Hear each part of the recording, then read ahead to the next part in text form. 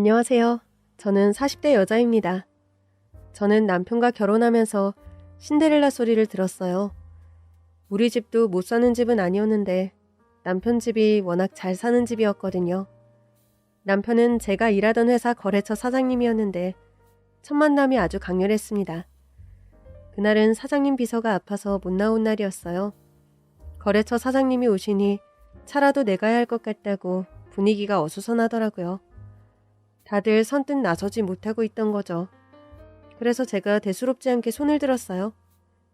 제가 할게요. 입사한 지 얼마 되지 않았을 때기도 했고 제가 하는 게 당연하다고 생각했던 것 같아요. 그런데 제가 들어오는 걸 본 거래처 사장님이 버럭 화를 내더라고요. 아니, 김 사장님, 신비서는 어디 갔습니까? 신비서가 오늘 아파서 못 나왔어요. 그래도 그렇지. 시대가 어느 때인데 여직원이 커피를 타옵니까? 제가 시킨 건 절대 아니고요. 직원들이 자발적으로 한 것 같습니다. 자발적으로 할 리가 있어요. 보니까 어린 직원 같은데. 저는 안절부절 못하고 있었어요. 제가 자발적으로 한 거 맞아요. 정말이에요. 제가 다급히 덧붙이자 거래처 사장님이 저를 가만히 보더라고요. 내가 무슨 말실수를 했나 싶어 사장님 눈치를 보니 사장님이 나가 있으라는 눈치를 주시더라고요. 급히 나가려는데 거래처 사장님이 다시 저를 불러 세웠어요. 심성이 참 착하네요. 네? 착하고 예쁘다고요. 사실 거래처 사장님이라고 해서 나이가 엄청 많을 줄 알았는데 우리 사장님보다 한참 어려 보이더라고요. 그래서인지 여직원이 차를 내오는 옛날 문화가 불편한 눈치였습니다. 거래처 사장님이 돌아간 후 우리 사장님이 분통을 터뜨렸어요. 어린 놈의 자식이 진짜! 우리 사장님은 젊은 사장의 지적이 불편한 것 같았지만 우리 회사로선 절대 놓쳐선 안 되는 거래처였거든요. 사장님은 직원들에게 소리쳤어요. 다음에 저 사장 또 오면 절대 여자 직원이 차 내오지 마. 그날 사무실 분위기가 얼마나 침울했는지 몰라요. 괜히 제가 나서는 바람에 분위기를 이렇게 만들었다는 생각을 지울 수가 없었어요. 그 일이 있고 한 달쯤 지났을 때였나? 일하고 있는데 누군가 제 책상 위에 쿠키 상자를 올려놓더라고요. 깜짝 놀라서 돌아보니 거래처 사장님이 저를 보고 있었어요. 얼마나 놀랐던지 자리에서 벌떡 일어났지 뭐예요? 사장님!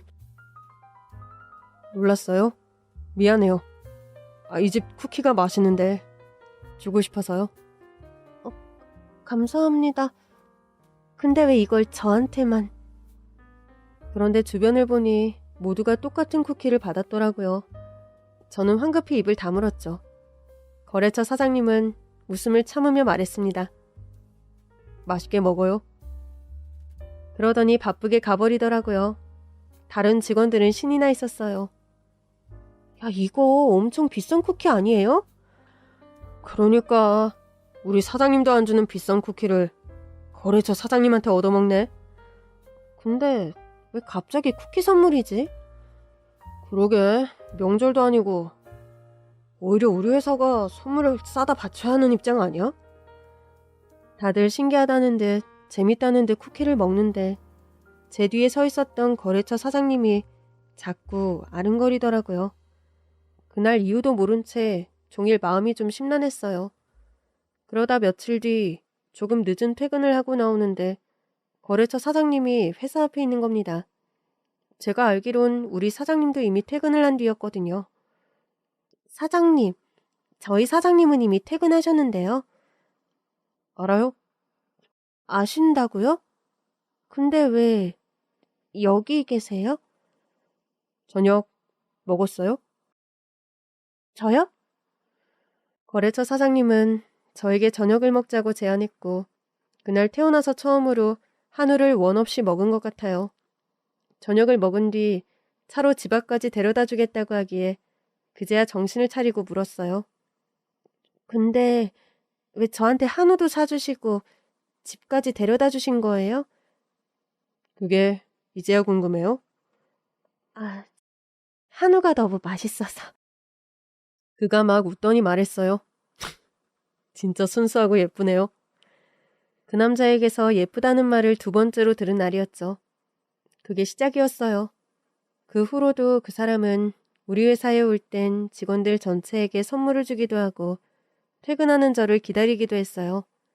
알고 보니 저 하나 주려고 직원들 전체에게 선물을 주고 있었더라고요. 몇 번의 데이트를 한 뒤 그가 말했어요. 나랑 결혼할래요? 연애도 아니고 결혼이요? 어차피 결혼할 건데 연애로 시간 낭비할 필요 있어요? 그 남자의 돌직구가 제대로 제 가슴에 꽂혔어요. 결국 결혼을 결심하게 됐죠. 그의 집에 인사를 드리러 갔는데 그런 집은 드라마 속에서나 보는 줄 알았거든요. 저택이 눈앞에 있는 겁니다. 제가 들고 간 꽃바구니가 초라하게 느껴질 정도로 정원에는 온갖 종류의 화려한 꽃들이 피어 있었어요. 제가 위축된 게 보였는지 남편이 제 손을 꼭 잡더라고요. 집이 좀 크지? 그래봤자 사람 사는 집이야. 그렇게 남편의 손을 잡고 집 안으로 들어갔을 때 시어머니가 수수한 모습으로 저를 맞아주셨어요. 화려한 차림으로 계시지 않을까 예상한 것과는 완전히 반대였죠. 어서 와. 오늘아 수고 많았지? 제가 꽃바구니를 사왔는데 너무 초라한 것 같아요. 예쁘기만 하구만. 내가 가장 좋아하는 꽃이야. 내 화장대 앞에 갖다 놔야겠다. 정말요? 아주 마음에 드는데? 소탈한 시어머니 덕분에 긴장이 좀 풀렸어요. 그러나 시아버지는 결코 만만한 분은 아니었죠. 그래. 앞으로 남편은 어떻게 내조할 생각이니? 네? 그게... 아버지, 저 내조바라고 결혼하는 거 아니에요? 그것도 아니면 뭐하러 너보다 처지는 여자를 만나? 처지다뇨. 제가 첫눈에 반했으니까 우리 관계에선 제가 약자예요. 뭐야, 사는 놈이 배포도 없이 그냥 첫눈에 반한 여자랑 결혼한다고? 네, 아버지도 어머니한테 첫눈에 반하셨잖아요. 순간 시아버지도 별 말씀을 못 하시더라고요. 하여튼 부전자전이라더니. 시아버지 역시 그 말씀을 끝으로 더는 저에게 적대적인 태도를 보이지 않으셨어요. 한마디로 통과된 거죠. 그렇게 남편과 성대한 결혼식을 치르자 신데렐라 소리가 나온 거죠.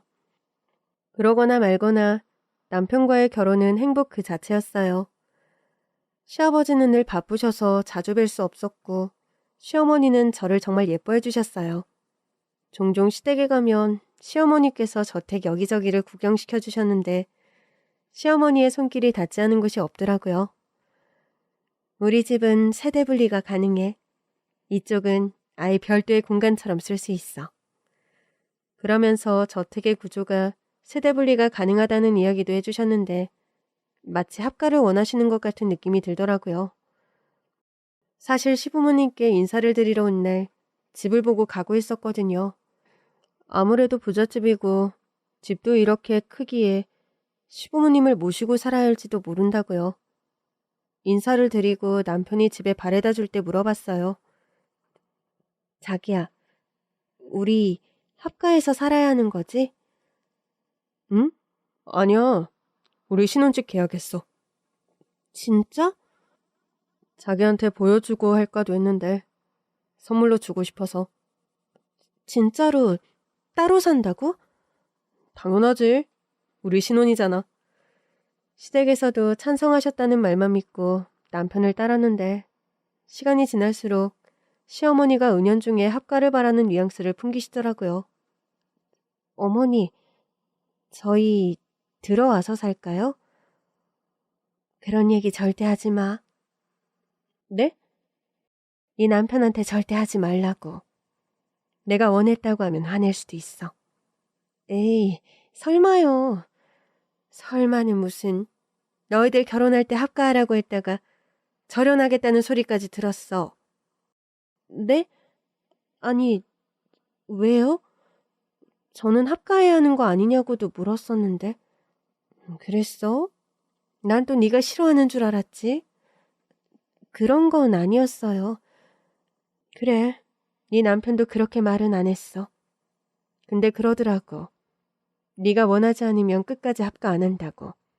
하여튼 지 아버지랑 똑같아. 마누라밖에 모르는 바보. 그래서 저한테 계속 저택 여기저기를 보여주셨던 거예요? 네가 보고 좋아했으면 해서. 결국 너희들이 살 집이잖아.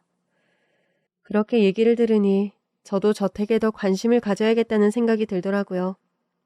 언젠가는 내가 이 집에서 살게 되겠구나 싶어서요. 지금 와 생각해보면 참 신기해요. 늘 보던 시댁이었는데 그날 불현듯 그 집이 다르게 보이기 시작했으니까요. 그날이 있고 오래 지나지 않아 시아버지가 돌아가셨어요. 시아버지가 돌아가시고 나니 혼자 그 큰 집에 있는 시어머니가 마음에 걸리더라고요. 그래서 남편에게 말했죠. 여보, 우리 합가하자. 그래도 괜찮겠어? 그럼 난 결혼 전부터도 물어봤잖아. 어머니 혼자 너무 적적하실 것 같아. 하루라도 빨리 들어가자. 남편도 이번에는 두 말 않고 제 뜻을 따라주더라고요. 남편 역시 혼자 계신 어머니가 걱정되면서도 저한테 말을 못하고 있었던 거죠. 합가를 결정하자 시어머니는 너무나 좋아하셨어요. 우리 며느리 정말 고맙다. 저 많이 부족할 거예요. 할 줄 아는 것도 없고. 네가 할 거 하나도 없어. 여기 일하는 사람들도 다 있고 너희가 쓸 공간은 나랑 아예 다른 집이나 다름없고. 그래도 한 집에 사는데 밥도 같이 먹고 그래야죠. 네가 그렇게 해준다고 하면 나야 좋지. 합가한 뒤 저는 시어머니와 훨씬 더 친해졌어요.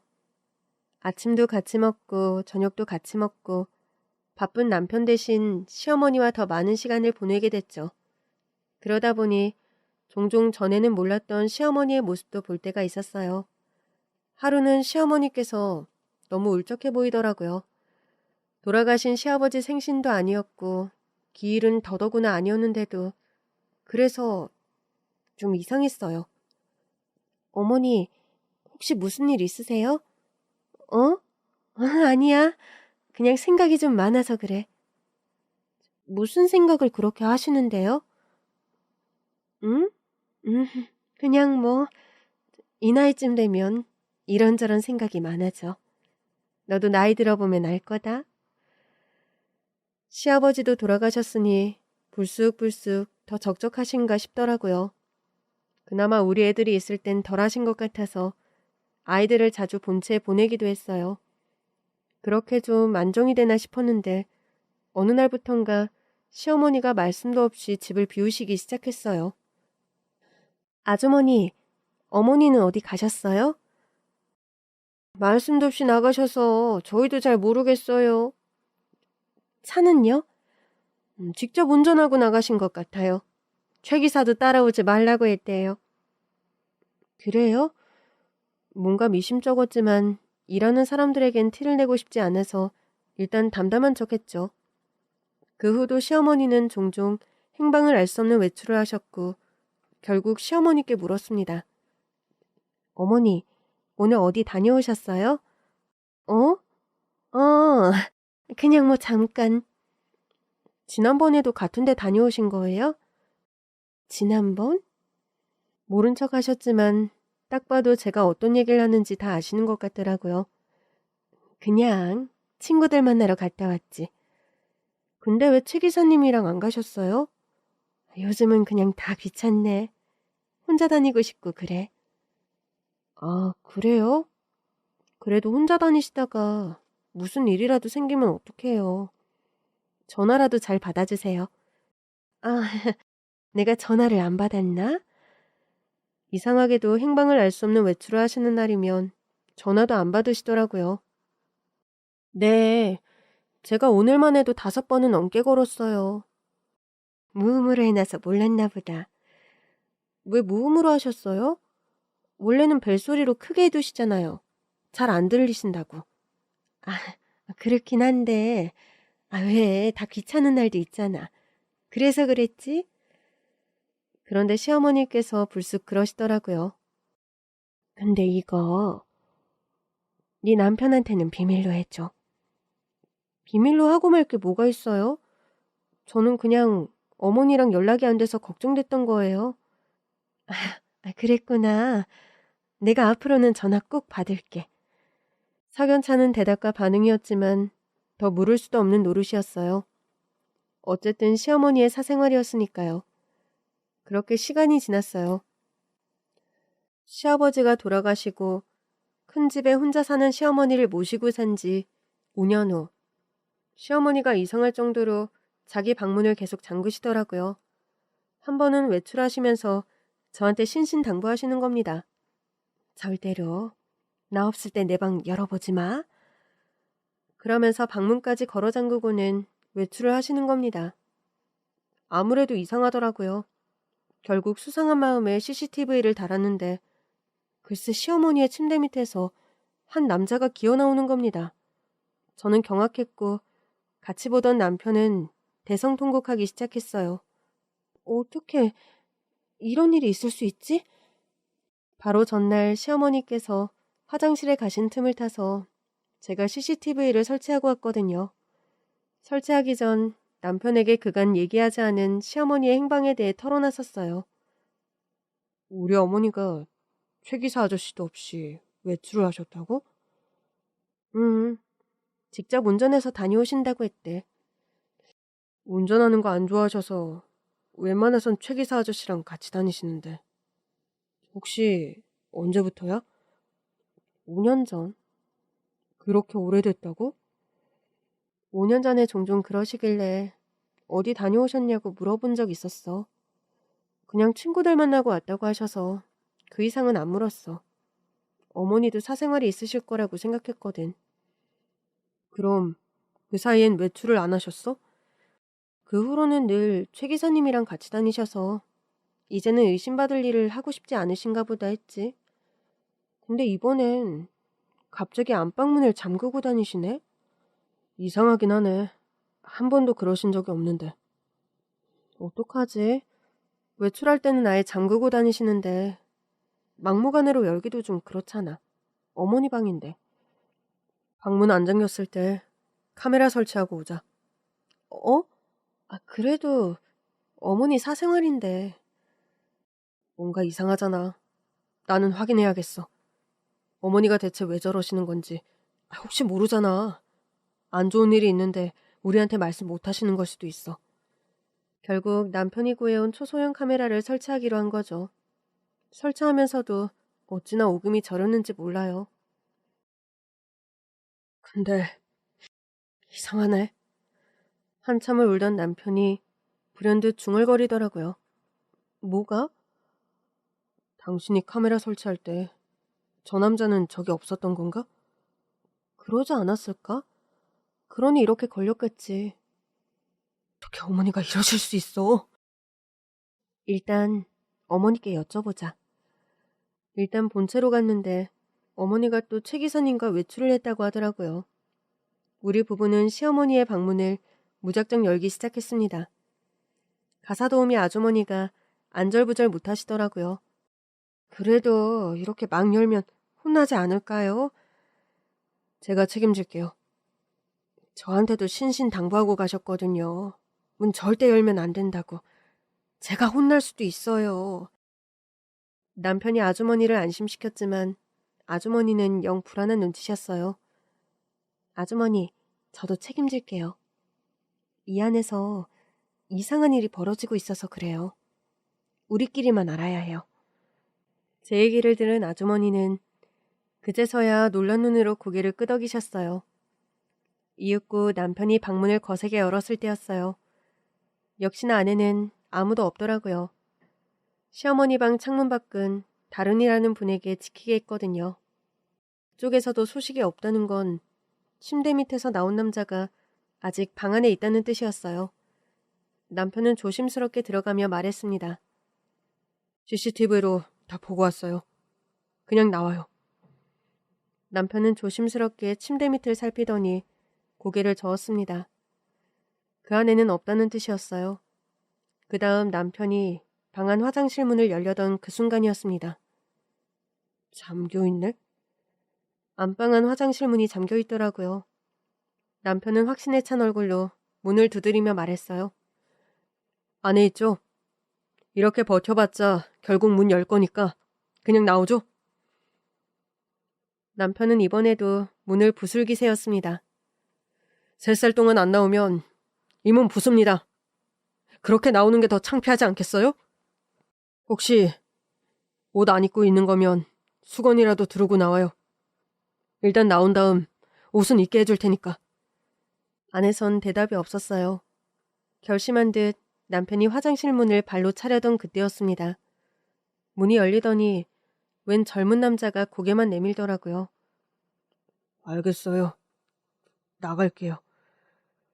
CCTV로 본 남자와 똑같은 남자가 고개를 내밀자 남편의 얼굴이 일그러졌어요. 당신 누구야? 그게 말하지 말라고 하셔서. 우리 어머니가?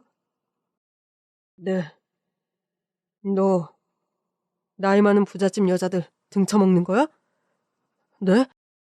그런 거 아니에요. 그런 게 아니면 네가 왜 우리 어머니 침대 밑에서 기어나와? 집 비우실 땐 꼭 침대 밑에만 있으라고 하셨어요. 혹시라도 누가 들어올까 봐. 근데 제가 화장실이 급해서 그만. 언제부터 여기 있었어? 좀 됐어요. 남편은 도우미 아주머니에게 물었어요. 혹시 방으로 식사 가져다 드린 적 있어요? 예, 있어요. 피곤해서 방에서 드신다면서 많이 출출하니까 2인분 양으로 가져다 달라고 하셨어요. 남편이 그 남자를 보며 물었어요. 그 밥 같이 먹었어요? 예. 진짜 어이가 없네. 남편은 폭발 직전이었고 제가 나서야 했습니다. 혹시 우리 어머니 언제부터 만났어요? 그게 처음 본 건 5년 전이요. 저는 놀라서 남편을 봤습니다. 남편이 버럭 화를 냈어요. 너 대체 뭐야? 뭔데 우리 어머니한테 접근한 거야? 제가 접근한 거 아니에요. 먼저 찾아오셨어요. 뭐? 저도 처음엔 어리둥절했어요. 믿기지도 않았고요. 뭐가 안 믿기는데? 우리 어머니 같은 부잣집 사모님이 너 같은 천박한 놈을 만나러 온 게 믿기지 않았다는 거야? 그게 나는 몰랐어요. 뭘 몰랐다는 거야, 이 자식아? 그분이 제 엄마인지 몰랐다고요. 그 순간 저를 포함해 남편은 물론 일하시는 분들까지 경악하고 말았습니다. 저기요, 그게 무슨 소리예요? 그러니까 그쪽이 우리 어머니 아들이라고요? 걔 아니면 제가 왜 여기 있겠어요? 저도 5년 동안 버티다 온 거예요. 어머니가 저랑 같이 살고 싶다고 하셔서. 아니, 이게 다 무슨 소리야? 말도 안 돼. 너 거짓말하지 마. 그런 식으로 둘러대면 뭐가 달라질 것 같아? 거짓말 아니에요. 진짜라고요. 나도 몰랐어요. 나는 내가 그냥 고아 출신인 줄 알았다고요. 아무래도 이야기가 심상치 않았어요. 저는 남편을 설득했습니다. 여보, 일단 자리를 좀 옮기자. 거실로 가서 제대로 앉아서 얘기해. 그리고 아주머니, 그리고 다른 분들은 자리를 좀 피해주세요. 우리 집으로 가서 계시면 좋겠어요. 예, 사모님, 그럴게요. 오늘 들은 얘기는 일단 함구하세요. 다 밝힌 다음에 일하시는 분들께도 다시 설명해 드릴 테니까요. 그렇게 저와 남편, 그리고 시어머니의 아들이라고 주장하는 남자의 3자 대면이 시작됐어요. 어머니가 전화를 안 받으시네. 우리 어머니 어디 가셨어? 남편은 그 남자에게 물었고 그 남자는 시어머니의 행방도 알더라고요. 제 집 정리하는 거 보러 가셨어요. 제가 지낼 집 얻어주셨거든요. 너 우리 엄마한테 집도 얻어냈어? 남편이 또 흥분하려고 하길래 제가 남편을 좀 말렸습니다.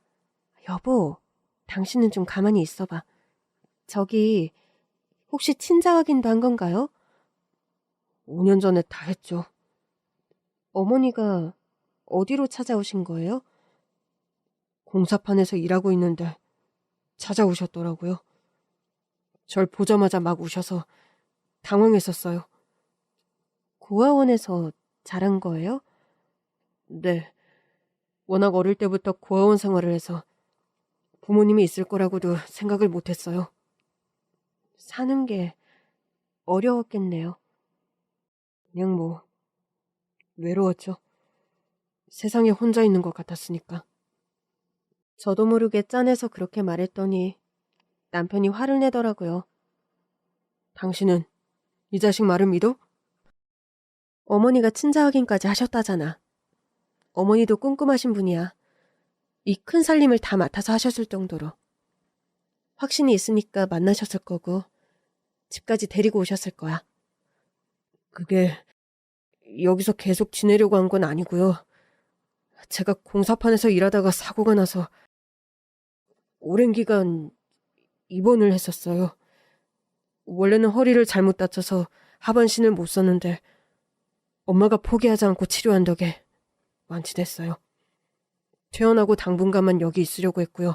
엄마가 당분간이라도 돌봐주고 싶다고 하셔서.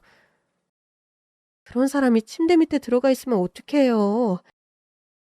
엄마가 아들이랑 며느리가 아는 거 겁나신다고 많이 놀라고 실망하실 거라고 두려워하셨거든요. 조금 뒤 제 휴대폰으로 시어머니가 전화를 걸어오셨고 저는 집으로 얼른 오시라고만 말씀드렸어요. 사실을 알고 오시면 행여나 무리하실까봐 걱정됐거든요. 집으로 돌아오신 시어머니는 거실에 앉아있는 우리 셋을 보고는 화들짝 놀라셨습니다. 설마 했는데. 어머니, 죄송해요. 제가 어머니 몰래 안방에 CCTV를 설치했어요. 뭐? 시어머니는 다리에 힘이 풀리셨는지 바닥에 주저앉으셨어요. 뒤에 서 있던 최 기사님이 어머니를 부축했습니다. 그런데 최 기사님도 놀라는 눈치가 아니더라고요. 혹시 최 기사님은 다 알고 계셨어요? 예, 사모님이 도와달라고 하셔서 저는 사모님 회장님께 받은 도움이 많아서 비밀을 지켜드려야 했습니다. 그랬군요. 애미야, 내가 잘못했다. 아들, 내가 미안해. 시어머니는 우리 부부에게 사과하셨지만 남편은 대답이 없었어요. 어머니, 아무리 그래도 이건 아니죠. 알아. 내가 잘못한 거야. 내가 잘못했다. 너희들한테도 잘못했고 얘한테도 잘못했어. 그게 아니라 이제 겨우 하반신 나은 사람을 침대 밑에 숨어있게 하시면 어떡해요. 뭐? 아니, 이제 막 퇴원했다면서요. 차라리 솔직하게 말씀을 하시고 편한 환경에서 몸조리 할 수 있게 해주셨어야죠. 애미야, 도대체 어떻게 된 거예요? 내가 너희 시아버지 만나기 전에 결혼했었어. 아이도 가졌는데 그 사람이 내가 만삭일 때 사고로 세상을 떠났거든. 시어머니의 말씀에 남편은 충격받은 얼굴로 물었어요. 그럼 아버지도 속인 거예요? 아니야. 아버지는 내가 결혼했던 거 알고 있었어. 그 말은 자식이 있다는 건 몰랐다는 뜻 아니에요? 몰랐지. 어머니, 어떻게 이러실 수가 있어요? 아버지까지 감쪽같이 속이신 거예요? 나는 네 아버지 회사 비서였어. 결혼하고 임신해서 출산휴가까지 썼으니까. 내가 출산한 건 알고 있었지. 도대체 그게 무슨 뜻이에요? 나도 얘가 살아있는지 몰랐어. 네? 만삭일 때 애 아빠가 사고로 떠났고 애를 낳았는데 정신 차렸을 때 우리 엄마가 그랬거든. 애가 태어나자마자 잘못됐다고. 내가 애 얼굴이라도 보여달라고 했더니 이미 화장을 했다는 거야. 그땐 얼마나 울었는지 몰라? 그렇게 애 낳고 출산휴가 끝난 뒤에 그냥 회사로 복직했어. 가족을 둘이나 잃었으니 제정신은 아니었겠지. 그렇게 멍하니 회사에 오고 가고 있으니까 네 아버지가 내가 신경이 쓰였던 것 같아. 하나둘씩 챙겨주더니 결국 나한테 결혼까지 하자고 하더라고. 그럼 혹시 집안에서 반대는 없었어요? 왜 없었겠니? 내가 너무 별것 없으니까 다들 반대하셨지. 단지 그것뿐이었었어요? 내가 혼인신고를 안 했었어. 애 낳고 하려고 했는데 그 전에 전 남편이 떠나면서 호적상으로는 미혼이었거든. 애도 잘못된 줄 알고 있었으니까 네 시아버지가 집안에는 비밀로 하자고 하더라고. 가뜩이나 집안이나 학력도 밀리는데 그런 얘기까지 할 필요 있냐면서. 그럼 아버님도 어머님 과거를 다 알고 계셨던 거네요. 사실상 그런 거지만 네 시아버지 돌아가시고 후에 발견했을 땐 너무 좋기도 하고 먼저 간 네 시아버지한테 너무 미안하기도 하고 그랬어. 본의 아니게 그 사람을 속인 거잖아. 나를 있는 그대로 사랑해서 아내로 받아준 사람인데. 속이려고 속인 건 아니잖아요. 만약 애가 있었다는 걸 알았어도 그 사람은 나랑 결혼했을 거야. 애까지 받아줬겠지. 그랬다면 집안이 발칵 뒤집혔겠지만. 아버님이 로맨티스트셨네요. 그 사람이 보기엔 성미도 급하고 날카로워 보여도 실은 다정하고 따뜻한 사람이었어. 얘기를 듣던 남편도 점차 누그러지더라고요. 그럼 이 사람이 저보다 형이에요? 지금껏 그 남자에게 반말을 찍찍했던 남편은 당황한 듯 했습니다. 그렇지. 너보다 2살이나 많은걸? 아, 편하게 하세요. 2살이 많든 5살이 많든 우린 아버지도 다르고 내가 한참 모자란 건 사실이니까. 무슨 말씀을 그렇게 하세요? 한 배에서 나왔잖아요. 그렇게 말하면 우리 어머니가 섭섭하지 않겠어요?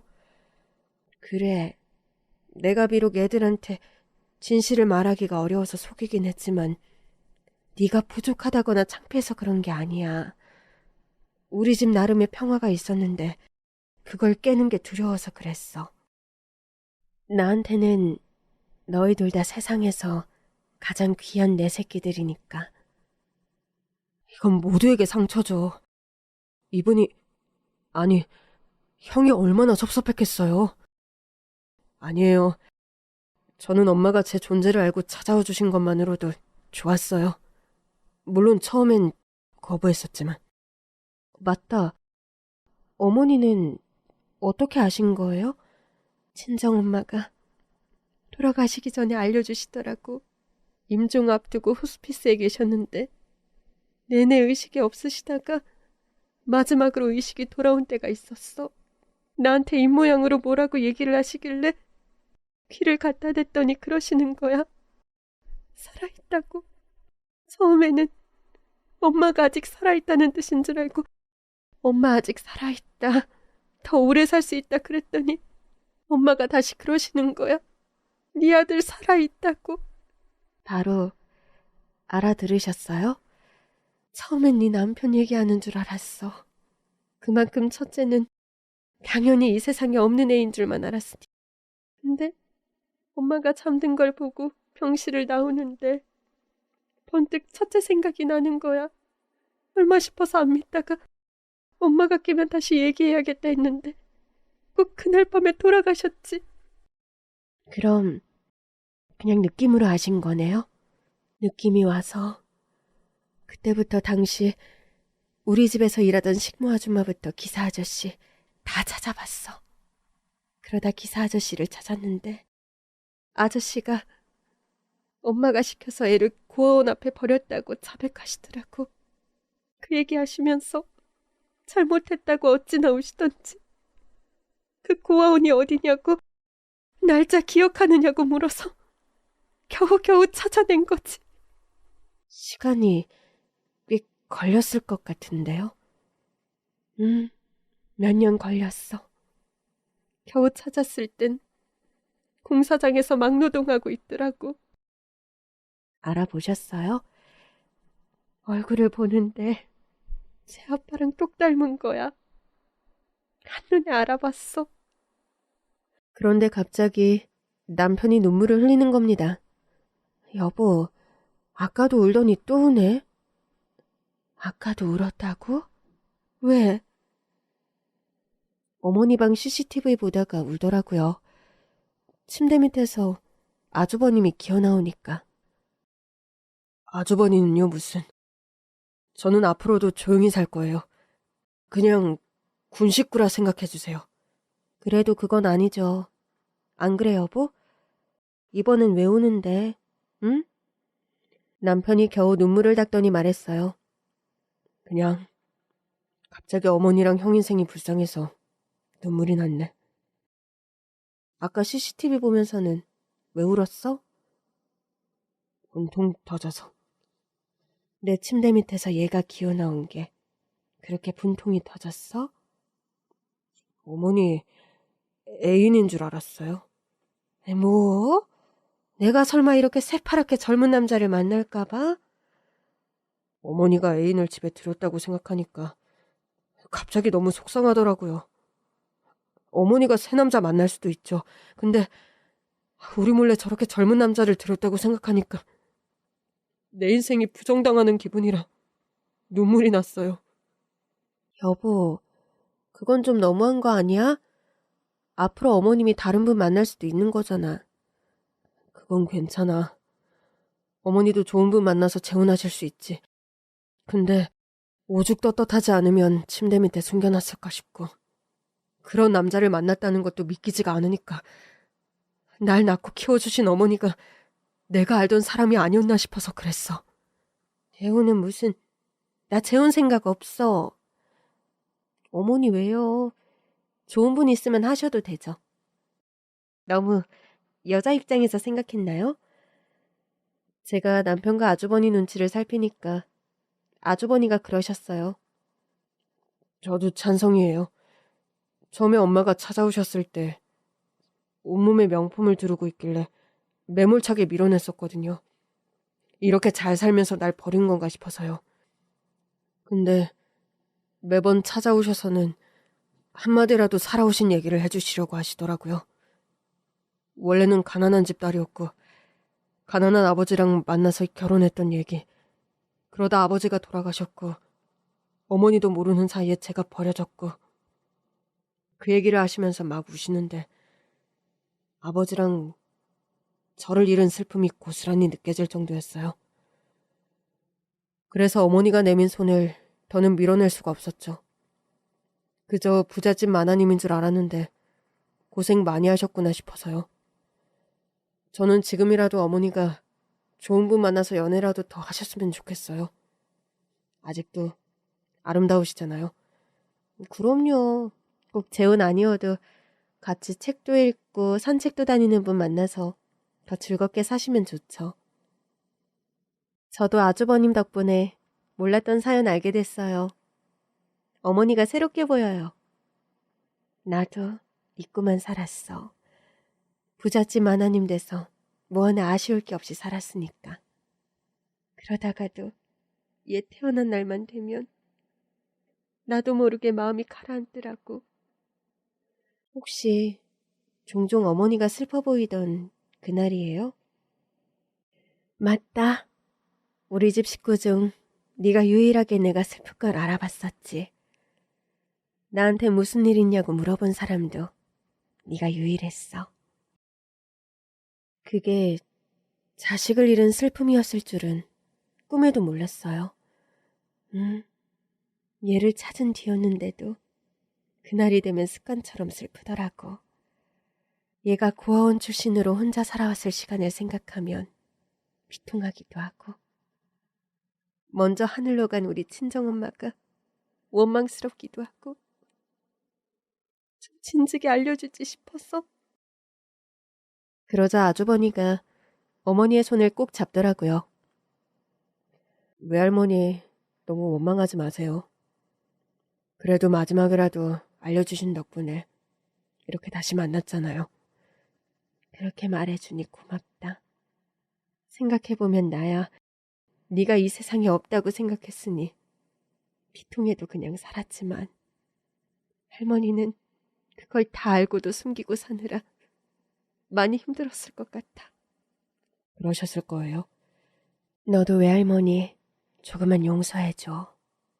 유품 정리하는데 너 태어났을 때 찍은 사진을 갖고 계셨더라고. 정말요? 응. 그리고 나중에 통장 내역 확인해보니 내가 드린 용돈으로 네가 자란 고아원에 기부도 하고 계셨더라. 이 얘기는 처음 들어요. 일부러 안 했어. 널 버린 외할머니인데 좋은 얘기하면 네 마음만 상할까봐. 오히려 위로되는데요? 나는 늘 혼자라고 생각했는데 외할머니가 날 기억하고 있었던 거잖아요. 나 대신 뭐라도 해주고 싶으셨겠지. 근데 또 딸내미가 부잣집으로 시집가니까 티는 안 나게 하시려고 무척 애쓰셨을 거야. 엄마가 남은 평생 대신 사과할게. 하지 마세요. 저 아무도 원망 안 해요. 엄마 덕분에 이렇게 멀쩡히 걸어다니고 있잖아요. 엄마가 저 안 찾으셨으면 비싼 치료를 어떻게 받았겠어요? 그럼 이제 내가 바라는 거 해줄 거야? 예? 갑자기 시어머니와 아주버니가 알 수 없는 얘기를 하시더라고요. 그게 뭔데요? 얘가 달이 낳으면 내 소원 하나 들어준다고 했거든. 엄마, 그걸 기억하고 있었어요? 당연하지. 내 소원은 그거라고 했잖아. 저 이제라도 공부해서 대학 가는 거요? 응? 얘기를 듣는데 너무 좋은 생각이더라고요. 아주버니, 너무 좋을 것 같아요. 왜 그러세요? 공부하고는 담 쌓고 살았었어요. 인제 와서 대학 공부를 어떻게 해요? 왜 못해요? 요즘은 할머니, 할아버지들도 대학 가는 시대예요. 그런가요? 제가 학원 알아볼게요. 아니면 아직 몸 회복이 덜 됐으니까 집에서 들으실 수 있게 할까요? 저 다 나왔어요. 할 거면 제대로 해야죠. 역시 우리 아주버니 멋져요. 그날 밤 여자들이 잠든 후에도 남자들끼리 얘기를 계속하는 것 같더라고요. 다음날 남편 기분이 아주 좋아 보이는 겁니다. 어제 아주버님이랑 무슨 얘기했어? 형이 살아온 얘기? 고아원 나온 뒤부터? 고생을 보통 한 게 아니더라고. 안 해본 일이 없고 그래서 할 줄 아는 것도 많대. 그걸로 먹고 살아도 되는데. 이제 와서 대학 공부를 어떻게 하나 막막하다고 그러더라고. 잘 설득해보지. 당연히 했지. 형이 알고 있는 그 모든 걸 대학 공부를 통해 더 잘할 수 있다고. 그래서 일단 학원은 다녀보겠다고 했어. 진짜? 어머님이 너무 좋아하시겠다. 저는 신나서 본체로 갔어요. 그런데 본체에 아주버님이 안 계시더라고요. 어머니, 아주버님은요? 내가 너 때문에 못 살겠다. 어쩜 그렇게 아주버님 소리를 아무렇지 않게 해? 남편 형이니까 아주버님 맞잖아요. 그래, 고맙다. 네 아주버님은 갔어. 네? 어딜요? 왜? CCTV로 짐 챙기는 거 못 봤어? 맞다. 카메라 뺄게요. 당연히 안 봤죠. 그거 녹화도 안 되게 돼 있어요. 그냥 실시간으로만 확인할 수 있는 거예요. 그나저나 어딜 가셨는데요? 설마 아예 가셨어요? 아직 몸도 성치 않으실 텐데. 몸 멀쩡해. 내가 얻어준 집으로 오늘 들어갔어. 혼자 오래 살아서 혼자 있는 게 가장 편하대. 좋은 짝도 찾아줘야 할 텐데. 대학도 보내야지. 결혼도 시켜야지. 할 일이 많다. 저도 도울까요? 네가 도와주면 나야 든든하지. 장가는 보내야 할 거 아니야. 그럼요. 일단 대학부터 잘 보내고 나서 찾아볼까 봐요. 그렇지. 안 그래도 오늘 바로 학원 등록한다고 하더라. 우리 아주버님 추진력이 굉장하신데요? 제 아빠를 닮은 것 같아. 이건 네 남편한테는 못하는 말인데. 뭔데요? 첫째 아빠가 불도저 같은 사람이었거든. 나한테 첫눈에 반해서 결혼까지 끌고 갔다는 거 아니야. 그럼 아주버님도 첫눈에 반하는 여자를 만나야 하는 거 아니에요? 아, 그럴 수도 있겠네. 시어머니는 어느 세월에 아주버님을 장가까지 보내냐며 한탄하셨어요. 그러면서 우리 부부가 아이 낳고 알콩달콩 사는 걸 보실 때마다 큰아들 생각에 걱정을 많이 하시더라고요. 그 후로 10년이 지났어요. 시어머니의 걱정은 기우였습니다. 아주버님은 첫눈에 반한 여자를 만나 결혼까지 하셨어요. 대학도 졸업하셨고 대학원까지 들어가서 지금은 박사 준비까지 하고 계십니다. 가족끼리 다 모이면 그렇게 재밌을 수가 없어요. 엄마랑 다시 안 만났으면 제가 공부 체질인지 어떻게 알았겠어요? 내가 공부를 좋아했거든. 우리 집이 가난하지만 않았어도 공부해서 교수 되고 싶었다는 얘기도 한 적 있는데 우리 아들이 교수가 될 줄이야. 엄마, 아직은 시간 강사예요. 대학에서 학생 가르치면 교수지. 그런 소리 마세요. 진짜 교수들이 들으면 불쾌해요. 나는 네가 대학 졸업하고 나서 대학원 공부 더 하고 싶다고 했을 때 얼마나 기뻤는지 몰라. 어머니랑 우리 재수씨 말 잘 들은 덕에 인생 역전했죠. 유학 가서 이 사람도 만났으니까. 그럼 나한테도 두 분이 은인이네요. 형님과 아주버님은 외국에서 대학원에 다닐 때 만난 인연이었어요.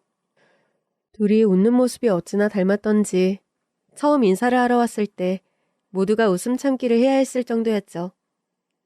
형님, 우리 식구가 돼주셔서 감사해요. 아, 좀 더 일찍 만났으면 아이도 낳고 더 다복했을 텐데. 좀 아쉬워. 두 분 다 공부하느라 바쁘시잖아요. 두 분이 더 행복하게 사시면 되죠. 그런가? 그래. 나는 우리 조카들 실컷 아껴주면서 살아야겠다. 그래 주시면 제가 더 좋죠. 두 분 다 결혼이 좀 늦은 탓에 아이는 없었지만 왜 둘로도 충분해 보이는 사람들이 있잖아요. 제 눈에는 그래 보였어요. 다만 시어머니는 큰아들에게서 손주를 못 보신 게 좀 아쉽지 않을까 걱정은 되더라고요. 가족 모임이 끝나고 시어머니께 슬쩍 말을 걸어봤어요. 어머니, 기분 좋아 보이시네요? 아휴, 이제 나는 여한이 없어. 애도 낳았으면 좋았겠지만 둘이 좋다는데 더 바랄 게 없지? 안 그래도 어머님이 그거 섭섭하실까봐 걱정했는데 아니시라니 다행이에요. 섭섭하긴 무슨. 막노동하는 첫째를 본 게 아직도 눈에 선해. 내 심장이 다 철렁하더라고. 왜요? 고생 많이 한 것 같아서요? 애가 비실비실한데도 그 큰 짐을 이고 걸어가더라고. 먹고 살기 위해 얼마나 애썼을지가 눈에 보이니까. 나는 이렇게 잘 먹고 잘 살았는데 내 아들은 이렇게 살고 있었구나. 나는 지옥불에 떨어지겠구나 싶었어. 시어머니가 그 말씀을 하시면서 눈물을 훔치셨어요. 어느샌가 다가온 남편이 티슈를 꺼내드리더라고요. 아들, 고마워. 형 잘 받아줘서. 제가 뭘 했다고요? 네 형 결혼식도 네가 다 준비해줬잖아. 회사 일도 바쁜데. 나는 우리 형이 회사 들어와서 나랑 경영권 싸움이라도 하면 어쩌나 했는데 교수가 되신 덕분에 자리는 보존했네요. 남편이 우는 시어머니를 달래려 농담을 하더라고요. 방법이 통한 건지 시어머니가 정색하며 그러셨어요. 말도 안 되는 소리? 그건 네 자리지. 아버지가 네가 자기 회사 대표 되는 걸 얼마나 보고 싶어 하셨는데. 아버지 돌아가시고 네가 네 사업 정리하고 아버지 회사로 들어갔을 때 그건 정해진 거였어. 그럼 형이 우리 회사 들어와서 일하고 싶다고 했어도 반대하셨을 거예요? 솔직히 그건 반대하지. 다른 길로 먹고 살면 되는데 굳이 우리 회사까지 들어올 게 뭐 있어? 어머니, 솔직히 저보다 형이 좋죠? 키우지 못해서 더 애틋하고. 시어머니가 가만히 생각하시더니 남편 머리를 쓰다듬으셨어요. 너 어릴 때 내가 품에 안고 매일 이렇게 머리 만져줬는데 그러면 내 품에 안겨서 솔솔 잠들곤 했다? 기억나? 당연히 기억하죠. 초등학교 올라가서도 그랬잖아요. 맞아. 덩치는 점점 커가는데 계속 내 무릎에 앉겠다고 해서 결국 네 아버지가 자기 무릎에 앉으라고 널 데리고 갔었어. 그때 저 울지 않았어요? 너 기억하는구나? 울고불고 난리도 아니었지. 엄마가 더 좋다면서 엄마한테 찰싹 달라붙어서는. 에휴, 그랬던 녀석이 이제는 자기 마누라밖에 모르니 아유, 내가 아주 신기하다니까. 어머니, 은근히 말 돌리시네요. 알겠어요. 안 물어볼게요. 그냥 농담한 거예요. 낳고 키운 정을 어떻게 이기겠니? 네 말대로 내가 못 키워줘서 살아있었는지도 모른 채 살아서 그게 미안해. 그래서 네 형을 보면 늘 미안한 마음만 들어. 저도 자식 낳아보니까 그게 뭔지 좀 알 것 같아요. 어머니 마음 이해해요. 내가 처음 품에 안아본 자식도 내 손으로 울고 웃으며 키운 자식도 너뿐이잖니. 나한테는 네가 첫 자식 같아. 그럼 형은요? 걔가 오히려 둘째 같지? 널 다 키운 다음에 키운 자식 같으니까. 그러니까 우리 아들 행여나 섭섭할 때 있더라도 엄마가 뒤늦게 자식 하나 더 키운다 생각하고 용서해줘. 그런 거 아니라니까요. 저 우리 와이프 있잖아요. 너희들이 없었으면 어쩔 뻔했니? 너희가 없었으면 나는 평생 네 형 숨긴 채로 살았을 거야. 차라리 발각돼서 속이 다 시원했다니까. 하긴 저는 어머니 방에 CCTV 단거로도 혼 많이 날 줄 알았는데 전혀 안 혼내셨잖아요. 차라리 속이 후련했어. 첫째한테도 숨어있게 하는 게 미안했거든. 우리는 요즘도 그 즈음을 생각하면 웃음이 나요. 시어머니 방 침대 밑에서 기어나오던 아주버님을 생각하면 박장대소를 합니다. 아주버님께도 그 영상을 보여드린 적이 있는데 본인도 민망해하면서 그러셨어요. 저 때는 나도 얼마나 쫄아 있었는지. 내가 발각되면 엄마가 이상한 사람 된다는 생각에 간이 콩알만 했잖아. 이제 아주버님은 처음 봤을 때와는 분위기부터 다른 사람이 됐어요. 처음에는 바짝 말라있던 사람이 체격도 건장해지고 그 다음에 형님을 만났거든요. 물론 아주버님 부부가 참석하지 못하는 가족 행사가 있긴 했어요. 바로 시아버지의 기일이요. 이날만큼은 시어머니도 철저하게 우리 식구들만 데리고 제사를 지내셨어요. 여보, 당신 덕분에 잃어버렸던 아들도 장가까지 잘 보냈어요. 이 은혜 잊지 않고 당신 만나서 고맙다고 꼭 인사할게요. 그러니까 잘 지내고 있어요? 저에게 시아버지는 돌아가시기 전까지는 분명 좀 매서운 분이었거든요. 제가 아주 마음에 드시는 게 아니라 그런지 말도 잘 안 건네셨고 인사를 드려도 그래 하고 지나가시는 게 다였어요. 제사를 마치고 정리를 하면서 시어머니께 그 얘기를 했더니 어머니가 막 웃으시더라고요. 그 양반이 널 안 좋아했다고? 널 얼마나 귀여워하셨는데? 에이, 설마요. 저랑 엄청 서먹서먹하셨었어요. 며느리를 어떻게 대해야 하는지 몰라서 그랬을 거야. 자기 아들한테도 무뚝뚝한 아버지였거든. 너 출산할 때마다 용돈 두둑이 준 거. 나 아니고 네 시아버지야. 네? 어머님이 주시는 줄만 알았어요. 어디 그뿐이니? 그동안 내가 너한테 선물해 준 것도 다 시아버지가 해준 거야. 나한테는 절대 말하지 말라고. 말하면 다시는 안 할 거다 그래서 내가 일부러 말 안 한 거야. 네 시아버지가 쑥스러움이 엄청 많았거든. 이제 시아버지는 저에게 세상에서 제일 가는 로맨티스트로 기억돼요. 남편도 자식도 잃고 혼자 둔 시어머니와의 결혼을 결심한 남자라니. 그래서 제가 시아버지 칭찬을 하면 남편이 종종 질투합니다. 자기도 꽤 로맨티스트라면서. 이렇게 우리 시어머니의 침대 밑에서 기어나온 남자와 가족이 되어 잘 지내고 있어요. 남편도 형이 생긴 게 꽤 든든한 눈치더라고요. 앞으로도 의에 있게 잘 지내면서 오랜 시간 또 하나의 가족으로 서로를 의지하며 살아갔으면 좋겠습니다.